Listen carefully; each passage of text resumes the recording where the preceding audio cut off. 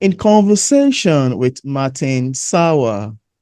Over his career, Martin Sawa has been a commercial real estate developer, operator, and broker. He has negotiated numerous high-profile transactions in San Francisco and Los Angeles. In his memoir, The Other Side of Success, Money and Meaning in the Golden State, Martin gives an insider view of the world of real estate mega deals and also offers a raw and truthful accounting of his personal life. And on today's episode of Auto Interview, it's my utmost pleasure, joy, and excitement to have on the show today Martin Sawa joining us to talk about its beautiful memoir and seeing the break for Oxtimi in the conversation. Welcome on the show, Martin. Peter, across the miles, and thank you very much. I really appreciate being here, and I look forward to an interesting dialogue. Absolutely. It's many miles over the ocean. If I'd have to speak with you physically, I have to pay quite a lot of flight ticket. But with just $16 of Zoom subscription, I can pop up on the screen and have this lovely conversation with you. Thank you so much for coming on. So, Martin, I must mention that I am impressed and taken aback by reading through the description page of your book, The Other Side of Sources, Money and Meaning in the Golden State in Amazon. And I would like you to tell us why you decided to write a book about your life story. What inspired the making of this book? Well, it's a long story, and I'll try to abbreviate it as much as I can. But basically, I was in commercial real estate for most of my adult life, Mm, and then in 2012, I was kind of burned out and wanted to take a time out. So I left the game and started doing some writing. And I had never really written before other than business writing. So I mm, needed to understand how to structure the plot, how to develop characters, do things like that. And I wrote some screenplays. And then I was on the verge of writing the screenplay that I thought would be suitable for, trying to get it picked up.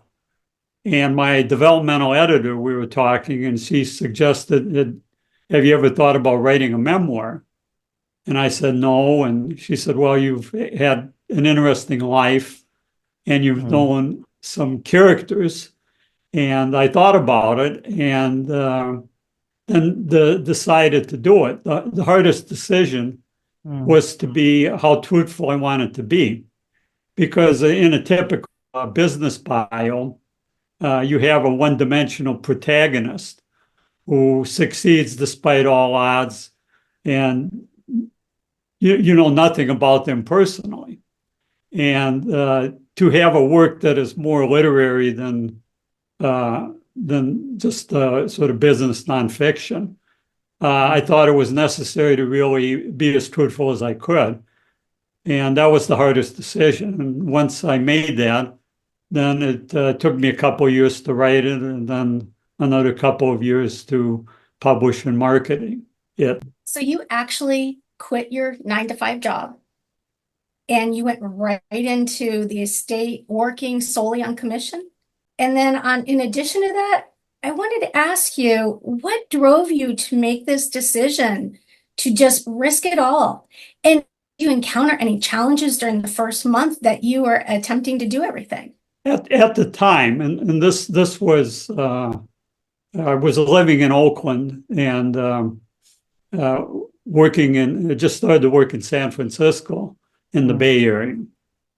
And I was broke, and my then wife was pregnant, mm, and I never thought I could get ahead. I was a city planner, and I just didn't feel I could ever get ahead and be able to buy a house, do other things, since the cost of living was so high on holding down a so-called real job. So that one day I was processing uh, permits at the zoning counter in the city of San Jose, and the developer came up and started yelling at me, and I just got fed up, and I walked away. wow. And never looked back. I didn't know what I was going to do, but I had to quickly decide and to start making money. So I decided to get into commercial real estate because other than taking a licensing test, which at that time was very easy, there were no other barriers to entry. I didn't need to be certified. I didn't need years of schooling or anything else. And so I went out there and tried to sell commercial investment properties. And it was about a year before I got my first check. So yeah, there were challenges. Yeah, definitely challenges, especially if you're talking about a year before you got your first check. What I wound up doing was getting as many credit cards as I could Wow. and drawing them down and to pay the rent and expenses and get another one to pay the other one. And I had a whole bunch of them. And just when things were really going to go south, I closed my first deal and got paid, and then again, never looked back. Well, that's actually a very good decision, especially when you're broke with a pregnant wife. Now, for readers who haven't read The Other Side of Sources yet, and without giving much information away, could we have a sneak of what we had expect in terms of themes picking up The Other Side of Sources? And if you have a copy of the book there, I'd like you to show it to the camera just so viewers can see what it looks like. This is the book. That's the Golden Gate Bridge on the cover.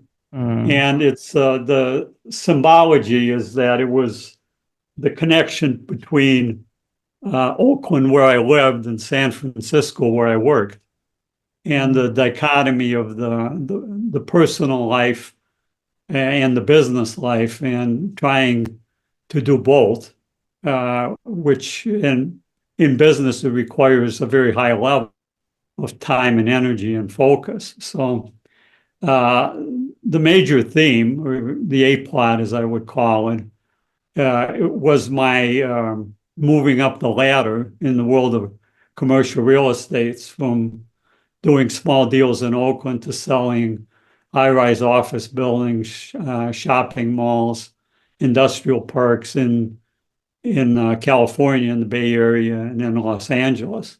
But there are a number of B plots as well, because again, the decision I made was to be pretty open about my personal life. Only in that way could I get a good story.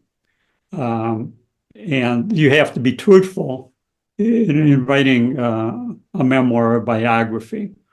But you also have some liberty in how you structure your scenes and which characters you bring in and so forth. So it deals with themes of love and death and religion and race and addiction and other contemporary topics. You opened the door about talking about addiction, and you've been, prior to coming onto the screen and talking with us now, you've been very real and genuine in wanting to share your story.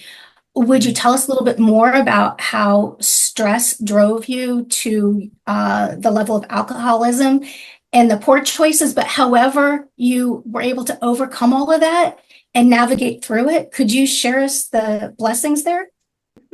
Of course, stress was only part of it, and to fully understand the problem.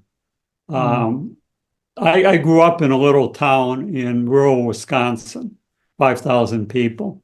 Wow. And the town was noted for being the second oldest town in the state, and also for having 40 bars, 40 taverns, which is an astonishing ratio. So everybody drank. My father was an alcoholic. The neighbors, it was just part of the lifestyle. And then when I went to college, I went to University of Wisconsin, Madison, which was a party school. And then later, when I moved to California, or when I would go out, or when I would go out on dates, it was usually to a bar. So it was kind of in my blood. Mhm. And the pressures of doing high stakes deals and all that goes with that, the travel. I traveled internationally because the buyers and sellers, they may be in, Hong Kong or China or Europe, other places. Mm. And the sum total of that was that it nearly cost me my marriage, Wow. and I had to do something. That's quite a lot, really. I wanted to say, why Cindy was asking, I wanted to say, Cindy asking the most toughest questions. Yeah. Well, I mean, he's trying to share with us, and Mm, it's a learning curve, but I love seeing people succeed and overcome. So, absolutely. congratulations on that. The title of the book is The Other Side of Success, Mm, and the subtitle is Money and Meaning in the Golden State. So again, the book, while the A plot is about business and real estate and kind of the stuff you're used to seeing in business bios, mm, equally important or even more important is the other side. It's the other side of the coin. It's the price you pay. mm, It's being truthful and open about that, because if you aren't, yeah. the reader will spot it in a nanosecond Yep. and Yeah. just put the book away. Absolutely. Absolutely. That's very true. That's very true, especially when you're writing nonfiction and memoir. Yeah. Now, having had your memoir published, I would like to ask you, how does it make you feel knowing that you've shared your life story? I mean, something very personal with you. You're sharing it with the world to read. Also, what are some of the things you wish readers could take away from the book? I think I've got two questions in there already.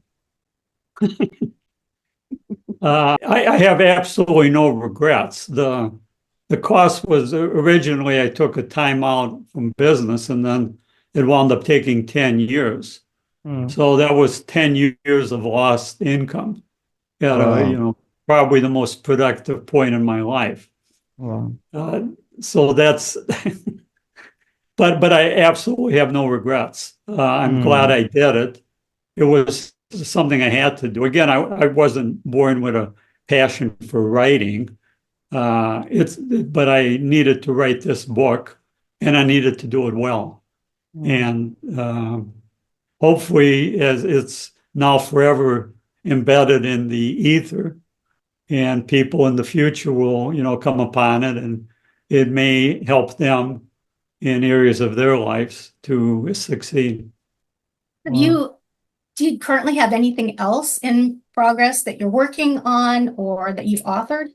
After I wrote the book, I toyed over the last couple of years with different projects. One was kind of a nonfiction successor book on Hmm. how you can find success and be happy.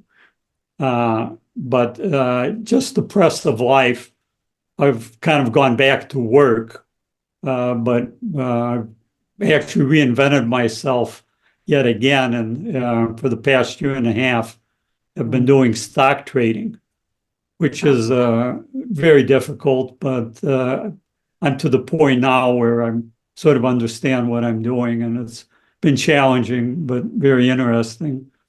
And for the first time in the last probably in the last year, I've thought of another book, and this one not a book. Well, it's at this point it's a long essay, which Wow. may turn into a book, but which I'm going to do. And hopefully it won't take me 10 years. it's the quality that matters. Yeah, absolutely. Because in actually some write novels for 5, 6, 7, 8, 9, 10 years. Yeah, it's much particular when it comes to writing novels. It takes a much longer time, years. Yeah. But then I think with poetry, it might be a bit different depending on how quick or fast you get inspirations. Yeah, so I think why the time really matters, although that way around, I think it doesn't really matter. It's a quality, like more like what Cindy said, that really matters. Thank you so much for sharing. Yeah. And it's to use the cliche, the process of writing is hard and Yeah. not fun.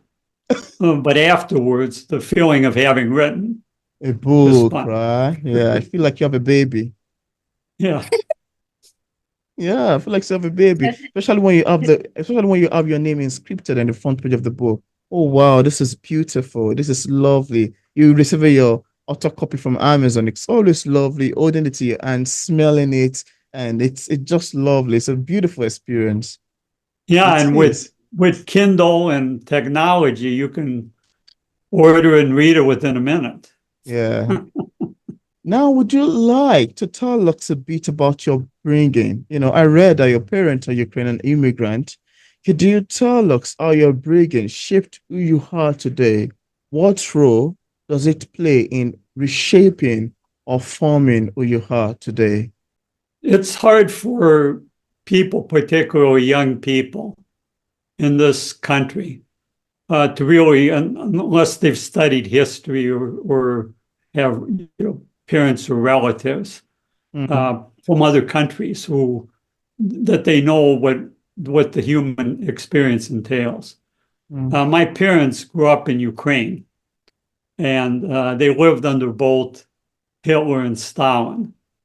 And during the war, the Second World War, for much of it, we're just on the run day to day, trying to avoid mm. being killed. Wow. So this is not an experience people have in this country.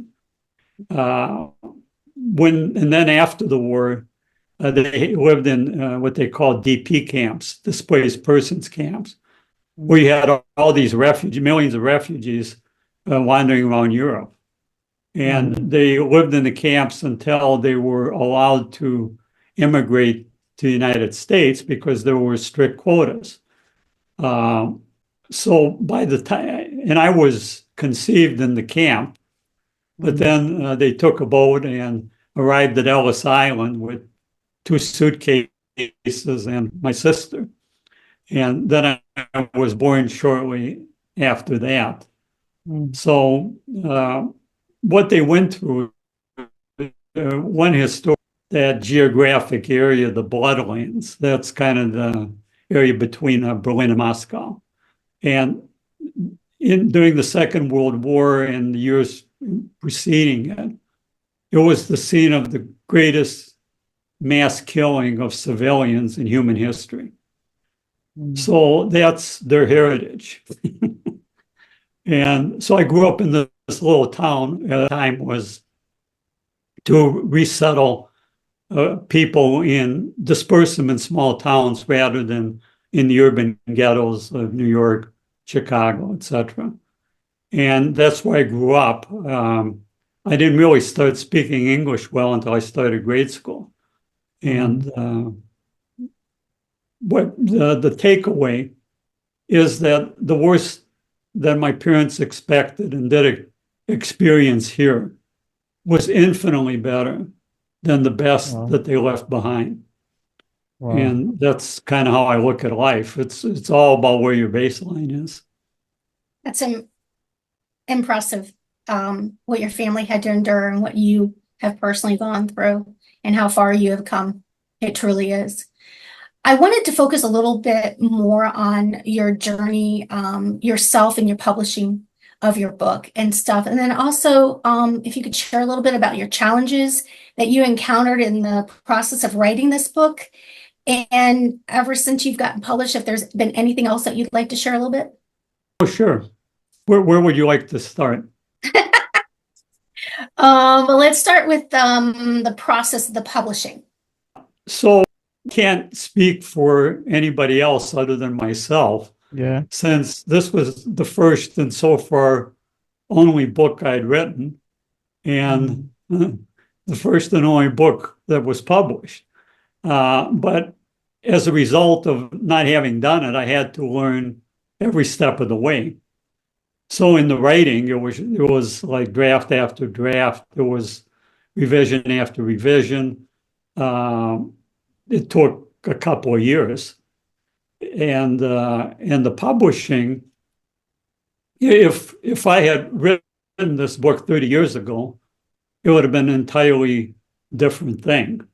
Mm. But the publishing world, not only since 30 years ago, but in the last 5 years, has experienced such a tremendous change Mm. that I had to learn all of that. The change brought on by technology and now being brought on by AI, Mm. which is totally changing the landscape. So I had to be real clear on what I was trying to do and how to market the book, and understanding Amazon and all the ways of improving the marketing online and with the keywords and all of these Yeah. things. But at the Keywords. end, the major challenge was when I came out. The book was published September 1st, 2020. So this was right in Wow. the teeth of COVID, and Wow. the world was kind of upside down. And I remember schlepping it around the Bay Area, going to bookstores. They weren't doing the big book tour things, but if everybody wore masks, you could go in there, at the Barnes and Noble or wherever, and talk about your book for a few minutes. So it Yeah. was it was a lot going on. That's actually interesting. I mean, being it's published 2020, that's 4 years ago. Yeah, and it's still thriving. That's quite amazing to know. Yeah, before we wrap up today, is there anything that you'd love to share with the viewers about your memoir that we did not mention in this interview? I'd love the viewers to know. Is there anything? I would try to summarize it in this way. The book again is structured in a literary sense, with a beginning, a middle, and an end. The Aristotle poetics structure, Mm. and it has a protagonist, puts skin in the game. That's an expression I use a number of times throughout the book. That's risking something of value. It could be monetary, it could be time, it could be relationships, whatever. Yeah. And then encountering challenges and stiff opposition, Mm. and then overcoming those, but then only to find that the stakes have been raised, and then encountering greater challenges until finally, when the book ends, Mm. one has sort of become victorious, but then real life goes on after the book ends. So it's if you live your life, Campbell's hero's journey, and in the Mm. heroic sense, whatever you do, it doesn't have to be world changing, and you live it like a story, and you put skin in the game, and you overcome the obstacles. Mm. I think that's a good way to live. Wow. Is there anything else that you would like to share with the fellow authors that would help them if they're still struggling or with publishing a book? And exactly where can the readers get a copy of your book?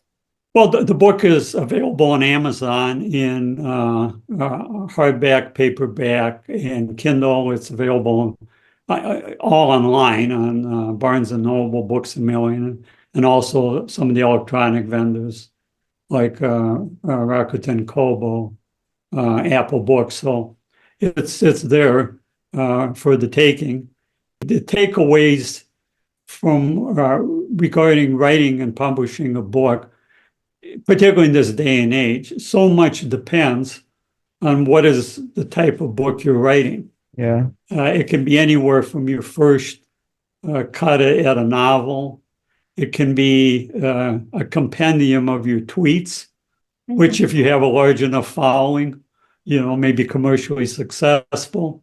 Mm. It can be a business book where you're an entrepreneur, have some kind of business, and you use it to promote, you're going on tour to Mm. promote your business. It can be anything, or you can be a farmed out writer for a major writer like James Patterson, Mm. who now has other people writing his books, and probably pretty soon we'll have AI writing his books because AI will do a better job. So you need to really understand what it is that you want to write. But if it's fiction or sort of fiction, nonfiction memoir, and my recommendation is to write the very best book you can, however long it might take. Mm, Don't rush to market, because that will be your legacy. That will be your footprints in the sand.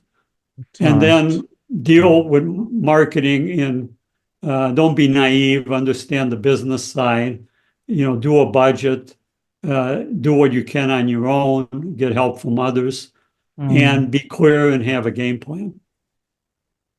Very solid advice, very solid. I love your statement about the footprints in the sand with your writing, relating it to writing. That's well stated. Yeah, and footprint in sand of time are not made by sitting down. You have to walk. Interesting. Thank you so much, Martin. That's such a beautiful advice. And I'm hoping that viewers, including myself, would love to utilize it. And just in case we have some viewers who are watching, I left a link in the description part of this interview where interested viewers can get a copy of Martin Sawa books directly on Amazon, Barnes& and Nobles, and his website, and also another platform. I also left link to his social media pages for possible followings. So thank you so Oh, much, Martin, one for last thing, Peter. yeah. Uh, if one of your viewers or readers find it of interest, tell them to feel free to drop me an email. Interesting. It's my email address is very simple. It's martin@martinsawa.com. And I'd Interesting. be happy to correspond with them. Absolutely. Thank you so much for adding that. And thank you so much for accepting the invitation to be featured on the show. It's quite lovely, really, having this awesome and beautiful conversation around your title. Thank you so much for coming on. Thank you, Peter, and thank you, Cindy. Take care. Yeah.